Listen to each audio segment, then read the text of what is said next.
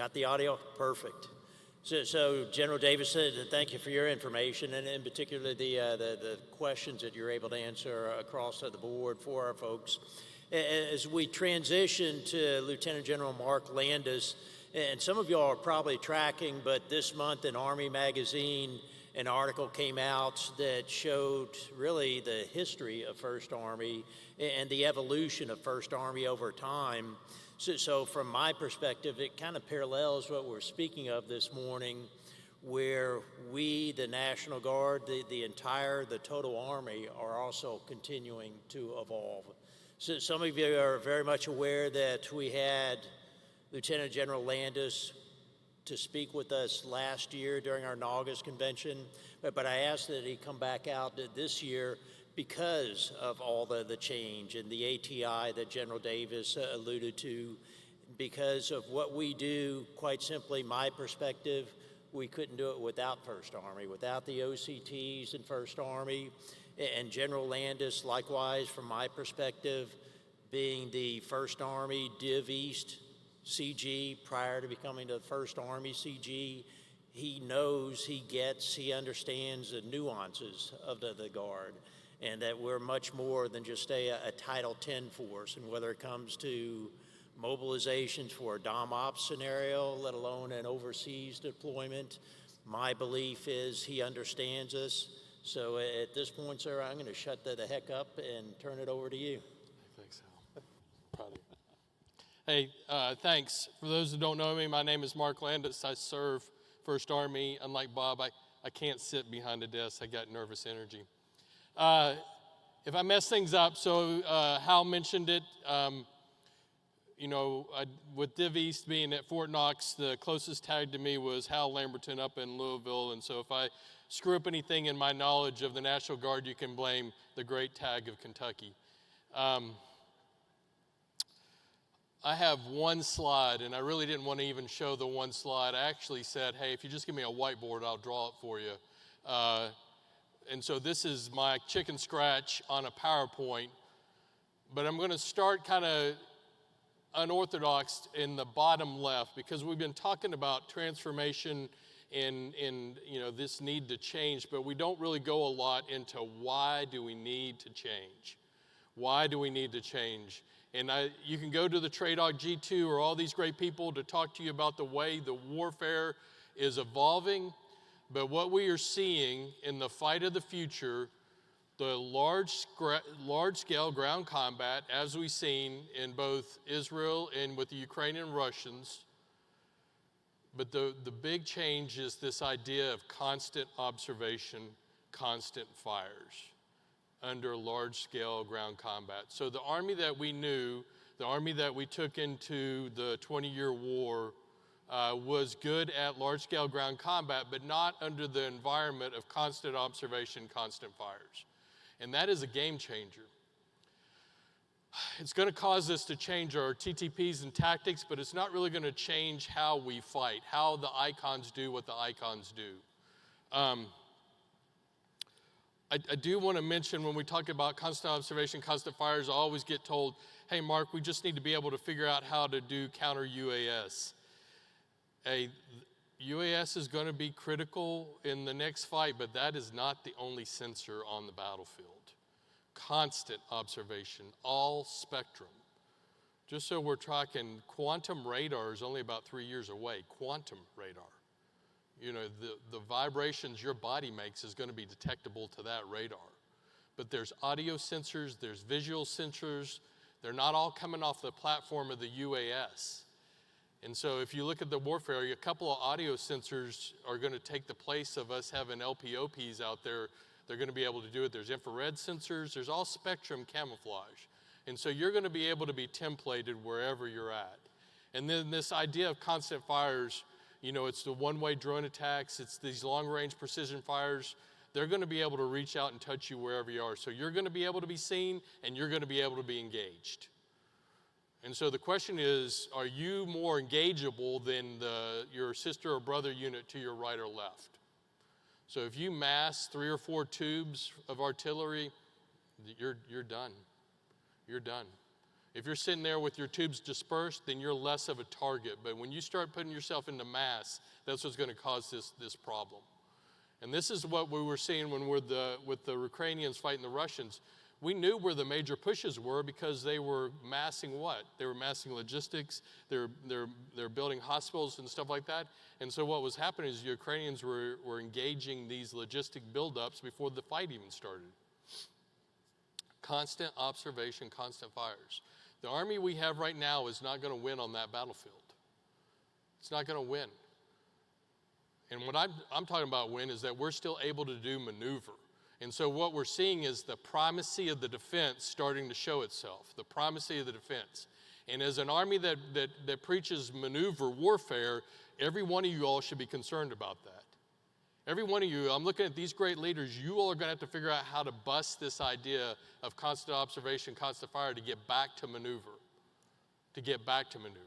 You're going to have to figure out through all the ways you're going to think about in order to provide a bubble over your unit to be able to mass effects in order to punch through and get a penetration and then to be able to exploit that success. That's a big ask. It's a big ask, and as it's changing a lot, it's not going to be one person comes up with it. It's going to be all of us have to think about this. I tell colonels all the time when I was speaking at the War College, hey, I'm telling you that it's your job to figure out how to get us back to maneuver warfare. It's your job to get us back to maneuver warfare. You have got to figure this out, or we're not going to be successful in the next fight. All right.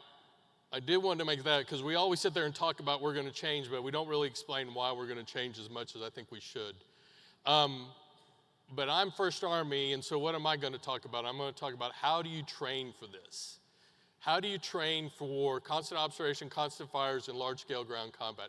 So I'll go all the way back up to the beginning. And this is where I think we miss what we're supposed to do. And this is where we get fixated on, hey, I want this kid, and I got to do this UAS, and we miss the fundamentals of what we're supposed to do. And so as I said it earlier, the icon is supposed to do what the icon is supposed to do. As a former infantryman, that icon was supposed to do attack, defend, movement to contact, sustainment, and C2. That's what my job was.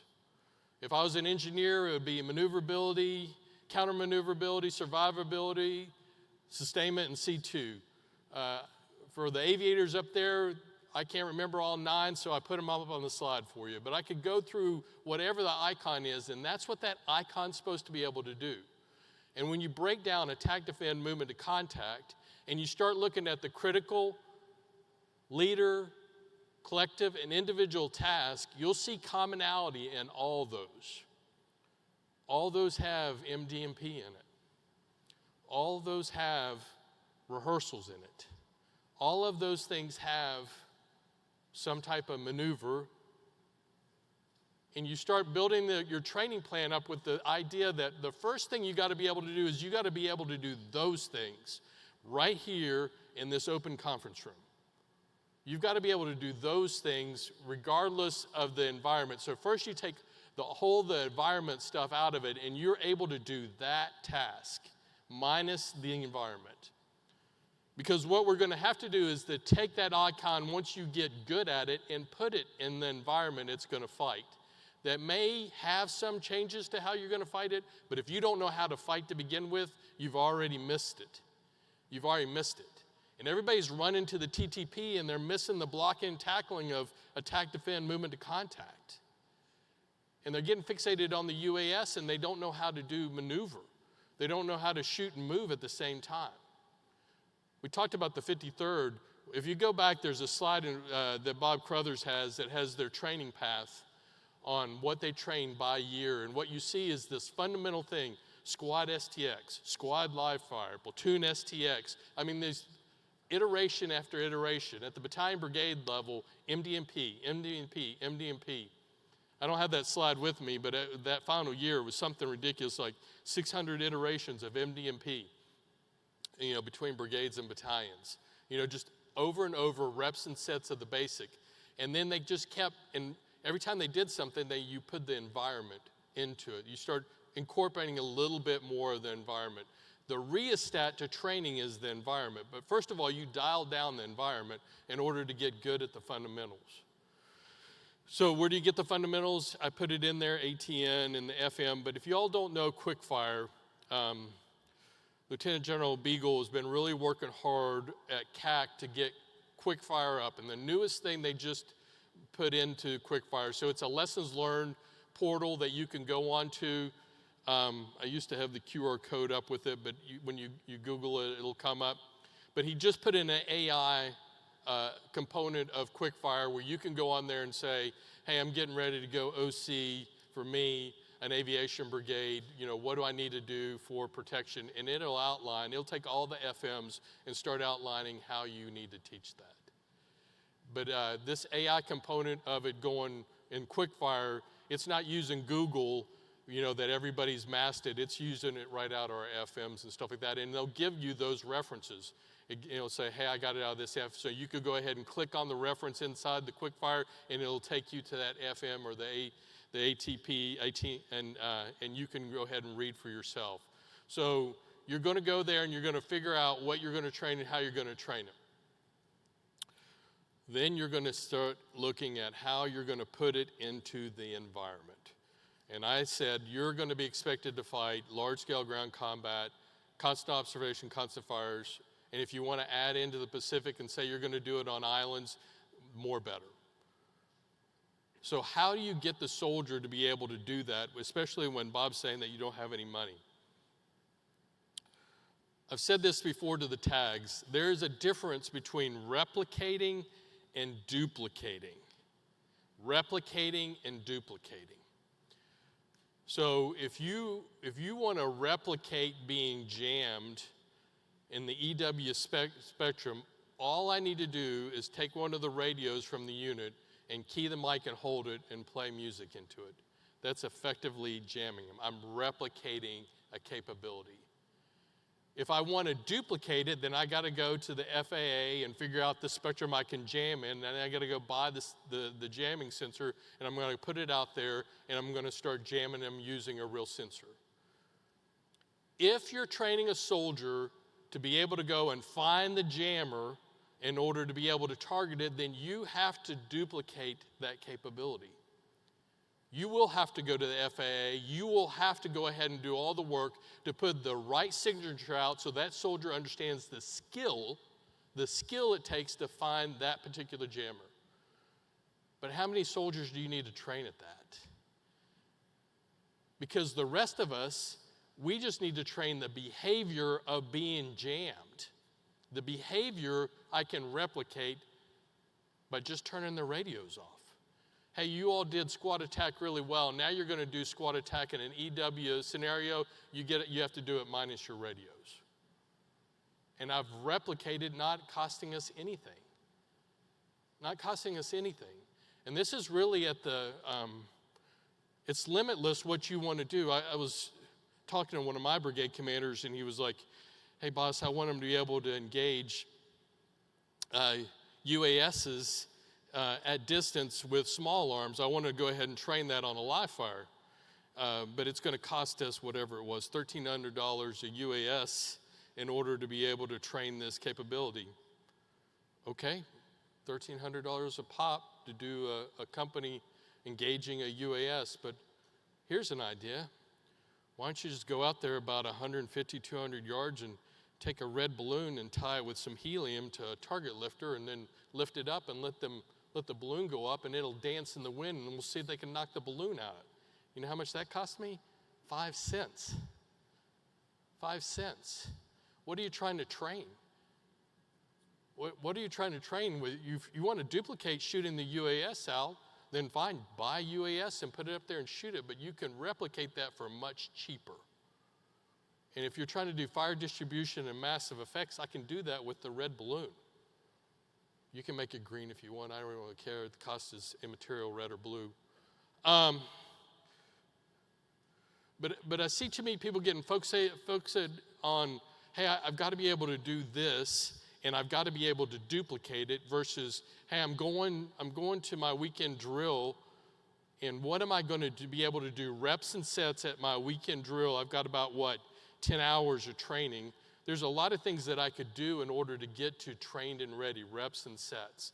I could take these 9 people right here and do squat attack right here. Take these 9 people and we could conduct squat attack. We'd have to sit there and say pew pew. And I grew up, as Bob said, before 9/11. I got to tell you, I was in the woods a lot saying pew pew. When we didn't have money before 9/11. And can you train things saying pew pew? It's not the best, but you can train everything short of marksmanship and fire distribution. If you add the blank adapter and some blanks, now you can get to fire distribution, but you can't get to marksmanship. You can't really understand your effects.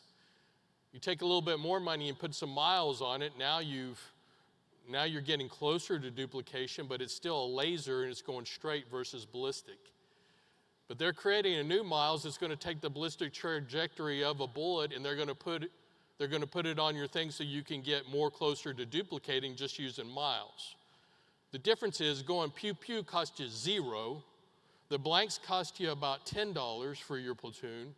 The miles cost you a couple thousand. This next generation of miles, $100,000. How close do you want to get to duplication? That's what you got to think about. So in warfare is going to change so much as we go through that. You've got to be able to replicate all these things. So you got to create this stuff, and you got to think about how you're going to replicate it. We were talking about one of the questions earlier was, hey, how are you training me in AI, and how are you using machine learning? Start replicating that. Start replicating it right now with machine learning and AI. Don't wait for the Army to give you a system and say, here it is, this is how you're going to use AI. There's plenty of off-the-shelf systems. We're using Camo GPT right now to create orders for training scenarios. We're using Camo GTP right now that you take a base document of a division, you say, produce a brigade order out of this, and it probably gives you a 30 or 40% solution. Just as lowly as it is right now, but we can continue to train it better. But it's going to take the wisdom of the crowds. It's going to take all of us trying to train these systems. It can't be waited for. Every time I talk about waiting, I always think of Specialist Borowski. So when I was a young major, we had this rule, 1600 on Thursdays, you're supposed to go home for family time, and Rob Chapa was my battalion commander, and he called me in for an after 1600 meeting. We had to fix some things. And so we thought we were good. The battalion was gone. It was just me, the 3, and him in his office, and we're talking about training schedules and how we're going to get after things. And all of a sudden, the IG comes running in there as an 06, busting down the door, putting us at the position of tension and chewing our butt about how we were keeping soldiers after 1600. And we're like, we don't even know what you're talking about. And Chapa's driver, Specialist Borowski, great kid. He wouldn't leave the boss until he got the word, that he was released from the boss. And so when the IG came up to Specialist Borowski sitting in front of battalion headquarters, he's like, what are you doing here after our soldiers? Sir, I'm just waiting on the word. And I think about that. How many of us are waiting on the word? We're just waiting on the word. Somebody needs to tell us to go.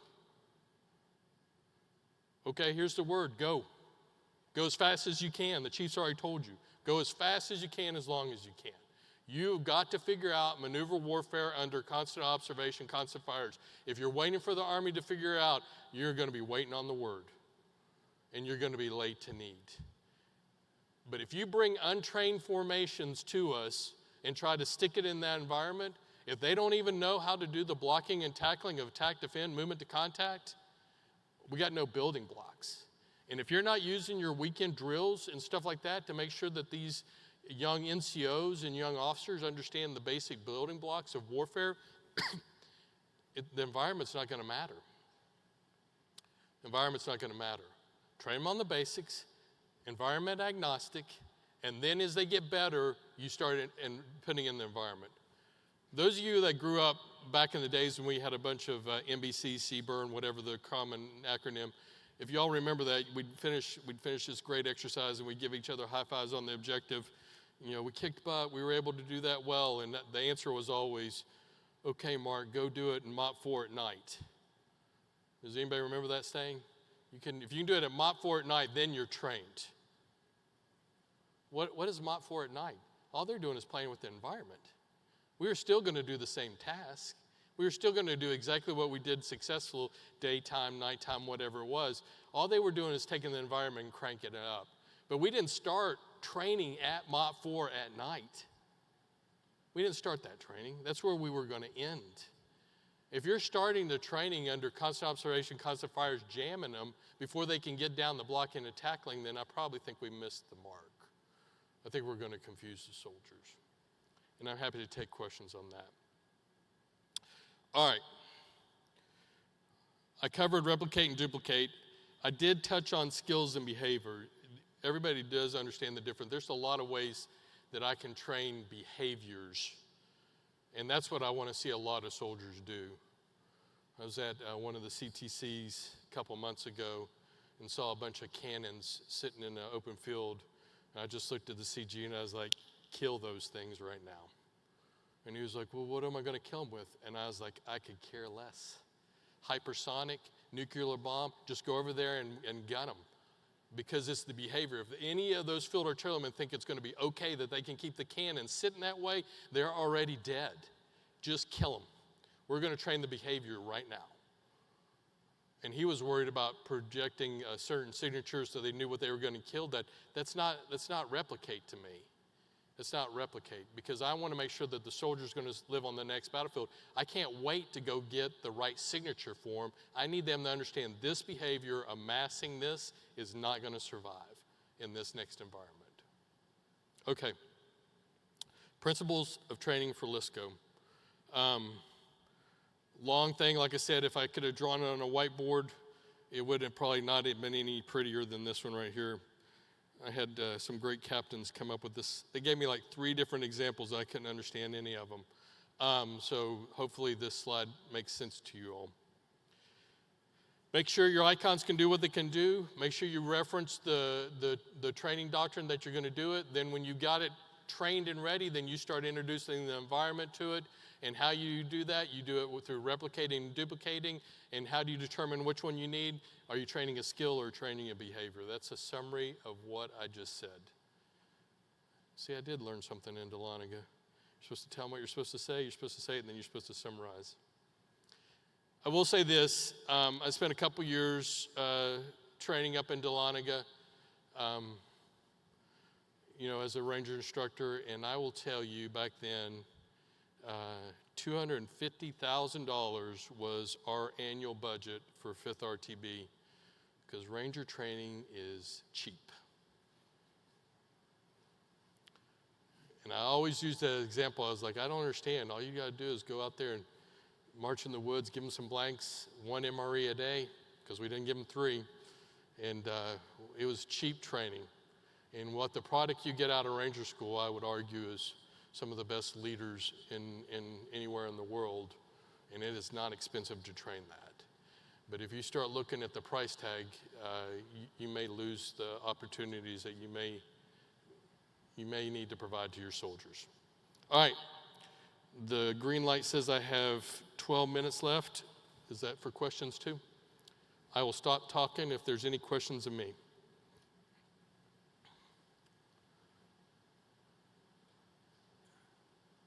Yes, sir. Spotlight's coming to you. You're not even there yet. Not even there. Sir, Lieutenant Colonel Fish from West Virginia. So we talk a lot about let's go. We're trying to be, you're saying go, execute, start doing all this training. But we got a lot of competing efforts. I'm with an engineer brigade. We did a warfighter doing LSCO fight, but now I'm about ready to have a unit deploy to do support Spartan Shield, which is a very different concept. Now I need to train to more of a general engineering, a general support mission, and that does different SOPs, different CCIR criteria, because in the LSCO, I'm more worried about degradation of an MOS type or equipment, where in this general engineer, if I lose one person, CCIR. What would you do to prioritize that training as we go forward in this future? Yeah, great question. Thanks for asking it. What I would tell you to do, and this is what we talked about with the Mighty 36 down here, because we trained them in a warfighter for OSS, and I can't think of anything better. So what you do before you start is whatever you're being asked for LSCO and whatever you're being asked for your deployment, you take that task list and you start saying, what's the common things? MDMP, MTMP, CCIR, CCIR. How to develop that CCIR. And I would take out those that are common, and I would make that my core training. Because what the 36 trained on for targeting and killing over in the warfighter scenario with their lethal assets, they're going to use the same process, but then it's going to be a lot more non-lethal when they get to OSS. But the process, the bureaus, boards, centers, cells, and working groups, they're all going to operate exactly the same. And that's where I get back to the icon. What was the icon supposed to do?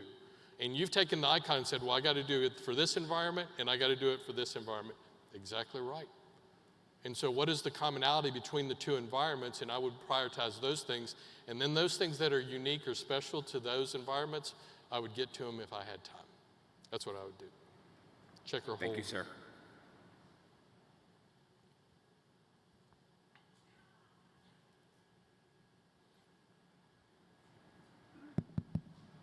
Good morning, sir. Major Pitcher, Kentucky National Guard.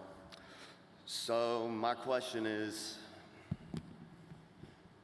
sir, is we talk about brilliance in the basics when it comes to training. Sorry.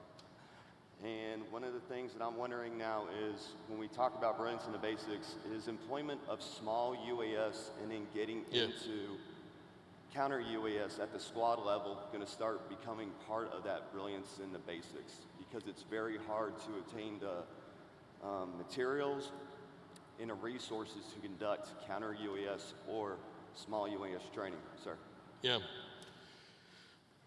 Yes and yes and yes. Yes, it's going to be a basic. I'm building my own UASs for about $1,300 a piece. We're manufacturing our own in First Army. If you need to know how to do that, I've got a couple of brigades. We've already developed the plans. You just have to create a manufacturing line. We did it off the GSA card in 3D printing our own UASs. So there is a way to go fast on getting UASs, but that goes also back to how do you do counter UAS? That gets back to this behavior thing of how are you training your soldiers to be camouflaged from whatever environment you're putting them into. And I don't need a UAS to train them on that. You can do it with an iPhone, put it up in a tree, and have them move through it, and then bring it down and say, look how much I saw of you. That was a UAS up there. You know what I'm saying? Because that's what the other thing is that's the enemy's going to do that all the time. They're going to just take these cheap little cell phones, they're going to start, recording right there, and they're going to throw them in a tree and run away, and you're going to walk up and you're waiting for the sound of a UAS, and you're being visually seen from some phone somewhere. When you start talking to Ukraine with what they're doing right now, the UASs are the second layer. The first layer is these audio-visual signals that are stagnant. And then when something trips an audio-visual signal, then they bring a UAS to confirm. Why are they doing that? Because they're one-way track drones on the way. They're just trying to confirm your target before they kill you. And so you're really trying to train these soldiers in constant observation, and there's so many ways I can do that. So many ways. But that's the other thing on the UAS is you can go faster. You can manufacture your own if you feel like you need it, but how close do you need to get to duplicate to train the behavior? It's up to you. I can't do it. Thank you, sir. Yeah. All right. What I wanted to do is turn the mic over to General Johnson real quick from FORSCOM, if you got some minute, because get another great leader up here, been up at FORSCOM, seen the changes. We've talked about it a lot, but I'm going to cede my 10 minutes, Rich, to you, if you don't mind, to talk about some things from yours I think this one works.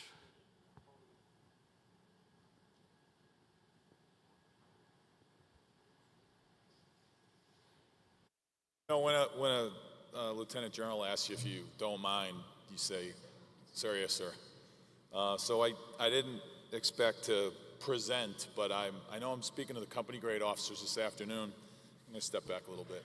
I think between General Davis and General Landis, they kind of gave you a really good laydown of from strategic to, you know, what to think about when you're training at any echelon. I think General Landis just kind of drove that home pretty well, and I think I'll talk a little bit this afternoon with the company grades and take specific questions and try to be helpful. But I think from FORSCOM, the best thing I can add that'll be complimentary here without, you know, taking you in another direction is to talk a little bit about how General Pappas sees the future. I think this is coming back at me.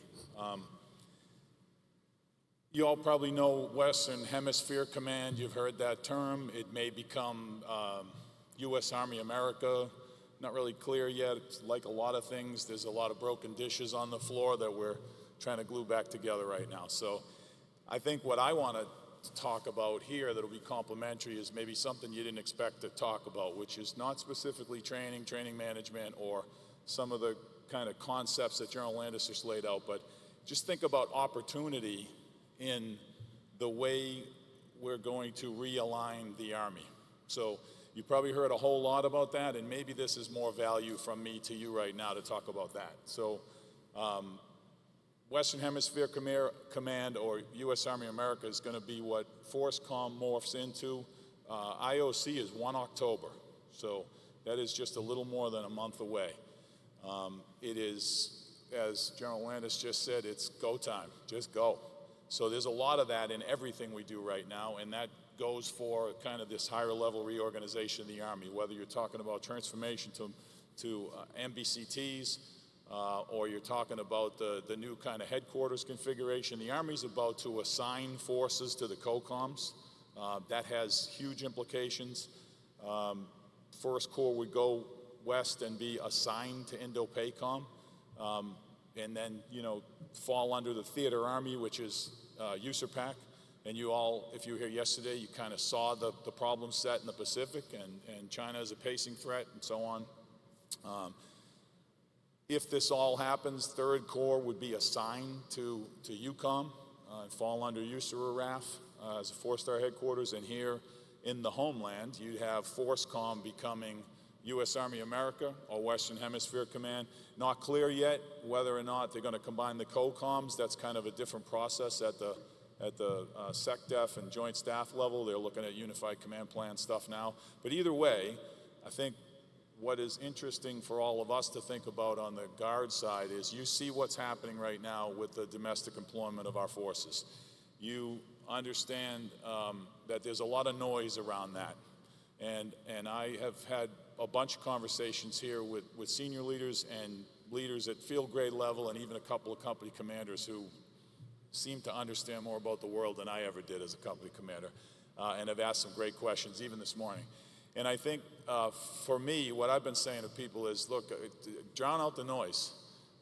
We're deployed in the homeland right now as the Guard. And this is not a criticism, but it's an observation. The Army has never truly accepted that it has requirements to train in the homeland.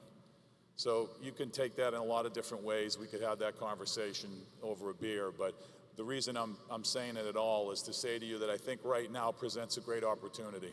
I think putting a 4-star headquarters over the top of the theater army, so to speak. I mean, separate out that the 18th Airborne Corps will remain assigned to that, and just focus on the fact that the relationship that exists now between FORSCOM and the Guard will stay the same. So there'll be a TRO relationship.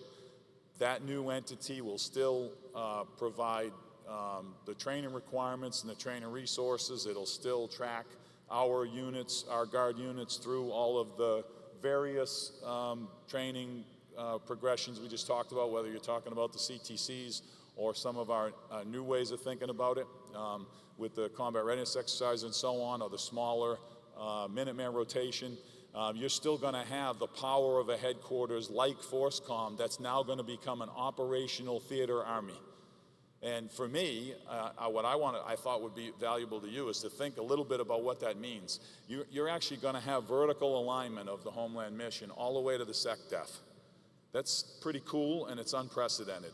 So for me, presents a tremendous opportunity. And the reason it popped into my head just now, I didn't expect to be standing here at the podium, but I thought I'd like you all to think about that, because some of the resource questions you're talking about may eventually be helped and answered by having that kind of alignment to what we do. And by the way, not just alignment, but understanding.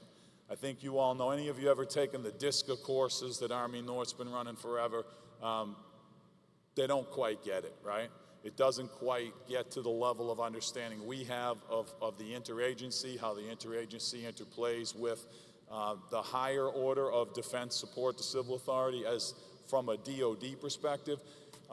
Folks like us know what Title 10 is, but we also know what Title 32 is. We know what Title 14 in the Coast Guard is. We understand the interagency partnership. We understand dual federalism.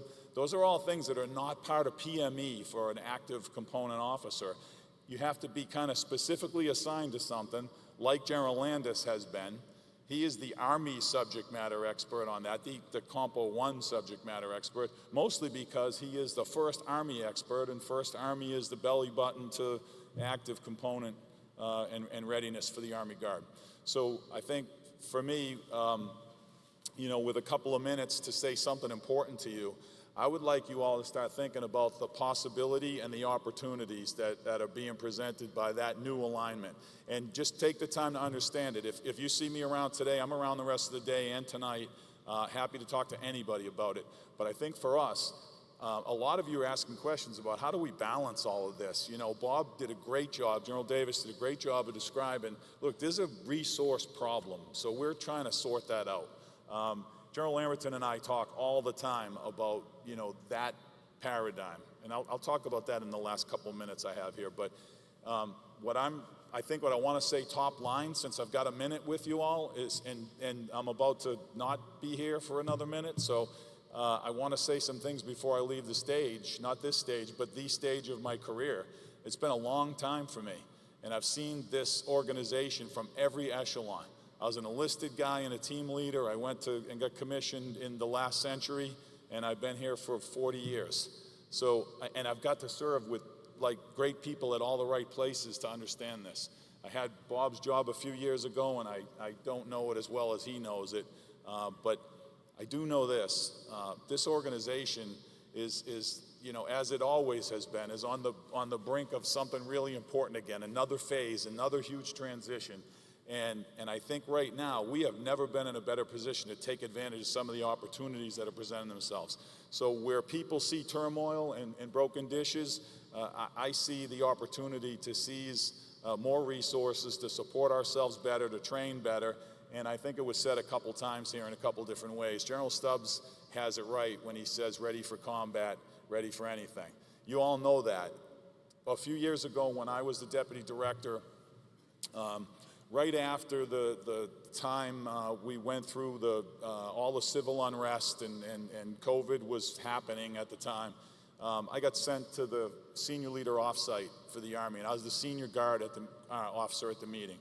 General McConville, who I knew and had a relationship with, kind of threw me at the podium, kind of like today. I wasn't really ready to say anything. I've been around long enough now where I can stand here and tell you something hopefully interesting. But back then, I was pretty nervous. I was in front of the entire leadership of the Army.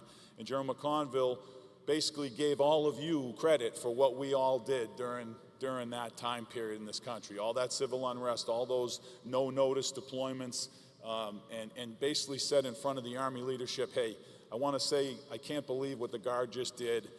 You know, he points to me and says, Rich is here, kind of representing the Guard. And hey, Rich, what do you have to say about that? And I didn't know what to say. But what I said at that time is what I'm going to say to you right now. I said, sir, thank you for the compliment on behalf of the 300, at the time, the 335,000 of us. But I'll say this to all of you, if I can say anything to the Army staff, it's keep resourcing our training.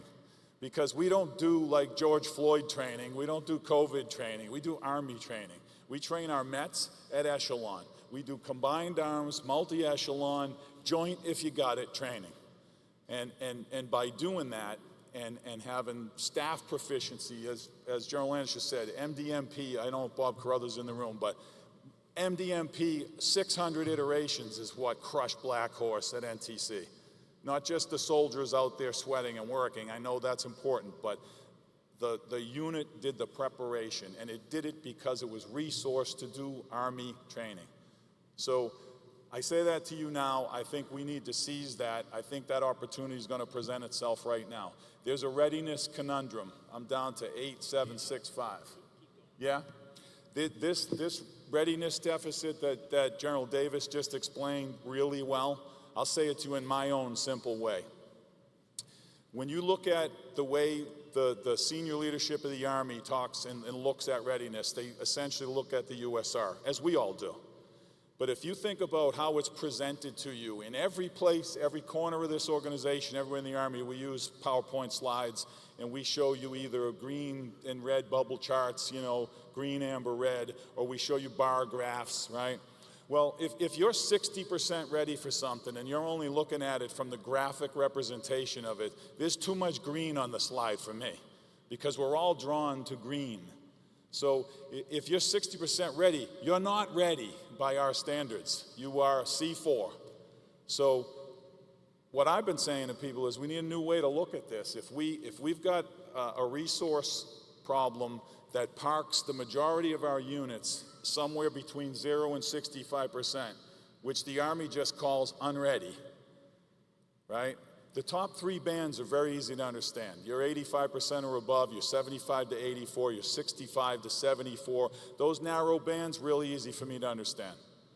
But if the resource model is going to continue, for the reasons that General Davis articulated very well, is going to continue to park more and more of our formation into the ocean of unreadiness, we need to figure out how to describe unreadiness, not just ready. So it's a challenge for you, all of you that are leaders, and just about everybody in this room is a leader. Everybody, for the most part.